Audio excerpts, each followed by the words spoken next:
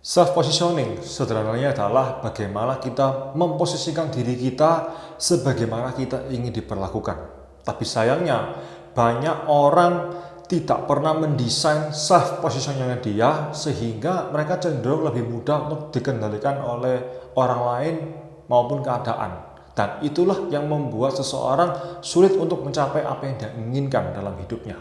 Lalu seberapa penting self positioning itu? Jadi bila mana kita tidak berpikir, bersikap, dan berperilaku sebagaimana mestinya di dalam konteks yang tidak tepat, di waktu yang tidak tepat, dan di tempat yang tidak tepat, maka itu akan bisa menjadi sebuah bumerang untuk diri kita sendiri. Contoh sederhananya adalah suatu kisah ada sepasang suami istri yang karena satu lain hal dia bertengkar pada saat dia di dalam perjalanan. Tiba-tiba ada pengendara yang ngebut di sebelahnya dia persis, sehingga secara spontan mendadak sang suami tersulut emosinya dan ikut-ikutan akhirnya kebut-kebutan dengan harapan dia bisa memberi pelajaran kepada pengendara yang ngebut tadi di sebelahnya dia.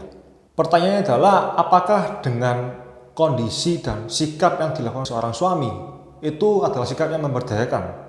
Tentu saja tidak, bahkan itu bisa merugikan dan membahayakan diri sendiri maupun istrinya. Satu hal lagi yang harus kita ketahui bersama adalah ketika diri kita sepenuhnya dikuasai oleh sikap dan pemikiran dari orang lain, disitulah kita dianggap kalah secara positioning. Sama seperti prinsip orang Jepang, di mana ketika seseorang menunjukkan amarahnya di hadapan orang lain, disitulah mereka dianggap kalah. Apa yang menjadi landasan dari self positioning itu sendiri? Jadi ada tiga. Yang pertama adalah standar diri kita. Jadi standar diri kita itu tentang nilai-nilai yang kita anut dalam hidup kita. Yang kedua adalah citra diri. Jadi citra diri adalah bagaimana kita memandang diri kita sendiri seperti apa. Dan harga diri yang nomor tiga. Harga diri adalah seberapa besar kita menyukai diri kita sendiri. Jadi harga diri kita itu ditentukan oleh seberapa selaras antara standar diri kita